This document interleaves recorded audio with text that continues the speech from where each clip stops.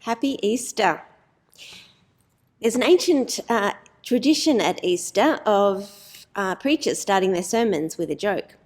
And I think there was a while there when preachers' futures pretty much depended on how funny the joke was. But fortunately, we've come to a time when it's actually okay and even expected for preachers to tell rather bad, rather corny jokes at the start of their Easter sermon. So here it is.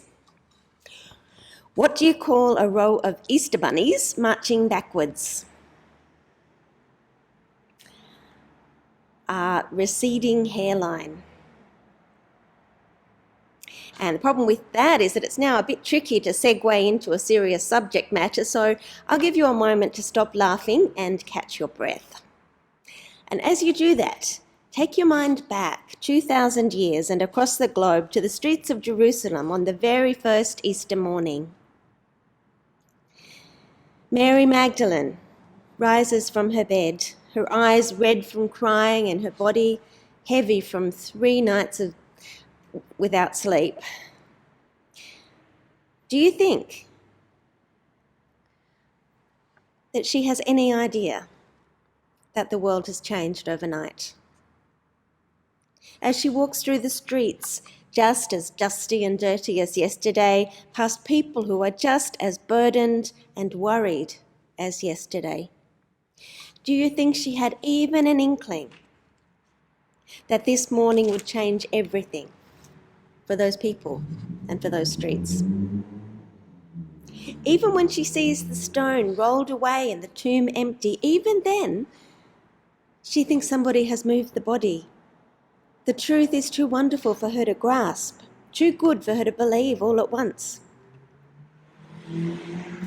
So if this morning you're not quite sure you are completely able to believe the Easter message, then you are in good company, the best of company. You can stand with one of the heroes of the Gospels, with Mary Magdalene as she waits outside the tomb, not yet able to believe. She doesn't know what to believe, but she waits and she weeps over all the iniquity and injustice that has so recently carried away the one she loves. Tears of pain, tears of anger, tears of confusion.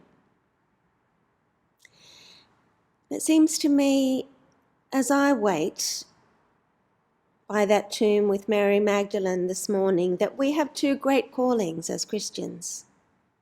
In fact, 2 great callings as human beings. We are called to weep and we are called to celebrate. To celebrate without first weeping is to deny the truth and pain and struggle of our world. To weep without ever celebrating is to be without hope. Good Friday and Easter are equally central, not just to our faith, but to our humanity. And it seems to me that one of the great stresses that we've all faced over the past year is that our capacity to celebrate has been so limited. Weddings have been postponed or put onto Zoom. 21st birthday parties and other family gatherings have been cancelled. Concerts, theatre, movies, sporting events, so many of them cancelled. And every time that happens, we look at the great distress in so many other places in the world and we say, well, I really can't complain. These are small things in comparison. But celebrating is part of who we are. And the stress of indefinitely postponing our celebrations is very real. As Mary waits outside the tomb, we know that she will soon celebrate, but she doesn't know that. And until then, she weeps. And if Easter this year finds you in a season of weeping, then I'll say again, you are in good company. We've all had a hard year. Last year we couldn't meet for Easter at all. And we wondered how long the pandemic would last. Would it be 3 months? Would it be 6? Surely not a whole year. But now a whole year has passed. And just the other day we experienced another lockdown here in Brisbane and weren't sure whether we'd be able to meet today.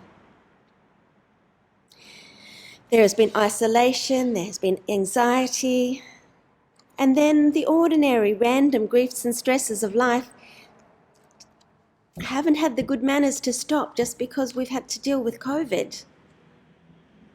So as we pause outside the tomb with Mary Magdalene this morning, it's okay to take some time to weep with her. Don't rush into celebrating. There will be time. Mary was right to weep, and we are all welcome to weep with her outside the tomb, even on Easter morning. Some of you know about the series of unfortunate events that I have been confronted with this year. These tinted glasses, one memento of the severe concussion that I had in January. But that's just one of the things that's kind of disoriented me and spun me around this year, over the last 2 and a bit months.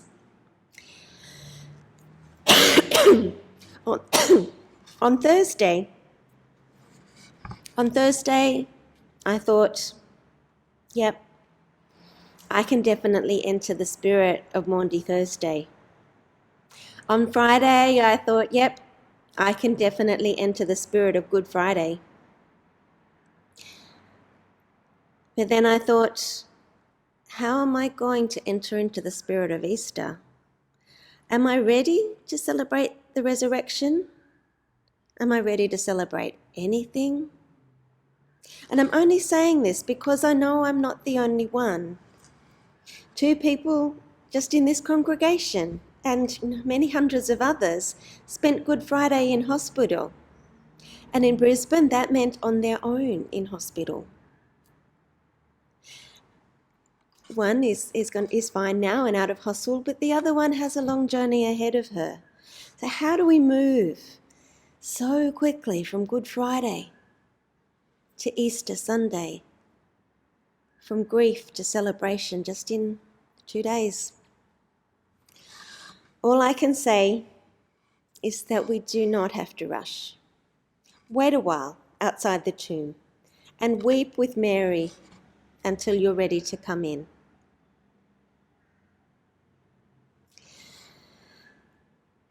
But it's not easy to wait patiently with Mary as she weeps outside the tomb.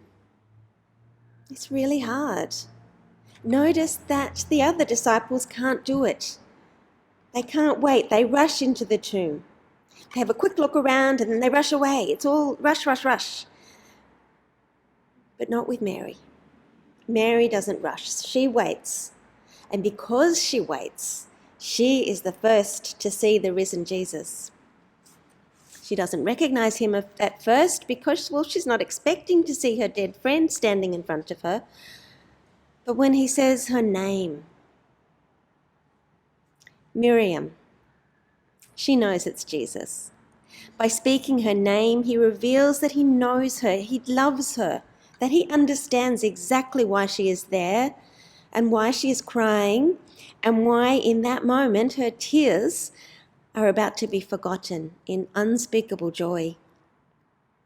He communicates all that when he says her name. Just as God's love is communicated to each of us when God calls us by name. The time of weeping is over. Her teacher is there, alive, and he is turning everything upside down, just like he did before the cross, but now on a cosmic scale. There's a little thing that we don't see in our English Bibles, but as I said before, it's not actually Mary that Jesus says, it's Miriam. This is closer to the Hebrew and connects her with the Miriam of the Old Testament, Moses' sister, the prophet. The first Miriam also waited and watched in a hopeless situation when her baby brother is hidden in a basket on a river. And as she waited, she saw a miracle. the Egyptian princess, the one person with enough power and also enough compassion to save him, came to the river, opened the basket, and adopted him as her own. In her grief and fear, Miriam waited, and as she waited, she saw the salvation of God.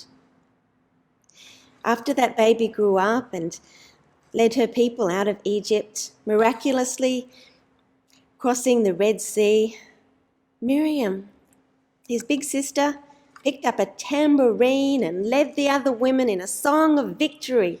Sing to the Lord who has triumphed gloriously, the horse and rider he has thrown into the sea. And so, her namesake, Miriam of Magdala, had waited and watched by the tomb of her teacher. And as she waited in her hopeless situation, she also saw the salvation of God, saw the dawn of the new creation that we are all called to share. And Jesus commissions her as apostle and prophet of the new creation. Several times in the Gospels, Jesus renames his disciples in an act of identification and commissioning. The most well-known of those renamings is Peter, who Jesus calls Cephas, or the rock, or Rocky for short. Jesus is calling Simon Peter, out of his erratic immaturity into the stability he would need to be one of the founders of the infant church. Jesus makes a smaller adjustment this time. All he needs to do is add an M to identify Mary as the new Miriam and to commission her as the apostle to the apostles by sending her to the other disciples with a new song of victory. Go to my brothers and say to them, I am ascending to your Father, so to my Father and your Father, to my God and your God. For Mary, I think it would have been enough just to see him again, but this is so much more than she could have imagined, more even than we can get our heads around 2,000 years later. Moses had crossed the sea on dry land. Jesus has created a pathway between earth and heaven. Jesus has somehow brought humanity right into the family of God. This is the first time in John's Gospel that Jesus calls his disciples brothers. Wrapped up in the mystery of the cross and resurrection, we find the creation of a new family for God. Because of Jesus' life, death, and resurrection, his Father has become our Father. Jesus has become our brother. We all have a home, a place to belong in the heart of God. When Mary Magdalene, Miriam of Magdala, went that Sunday morning to weep by the tomb of her teacher and friend, the world looked just the same as it had the day before. And that's true for us as well. We still don't see the world enjoying all the justice and health and beauty that God intends. But as Miriam wept and waited, she discovered that at the deepest level, everything really had changed. Death had been defeated. A path had been laid down between earth and heaven. God had become her Father, and a new family had been born, in which we all have a home, a place to weep and a place to celebrate. These things changed decisively and forever that first Easter morning. But they are also new every morning as we embrace and live their reality together. Sisters and brothers, he is risen. He is risen indeed.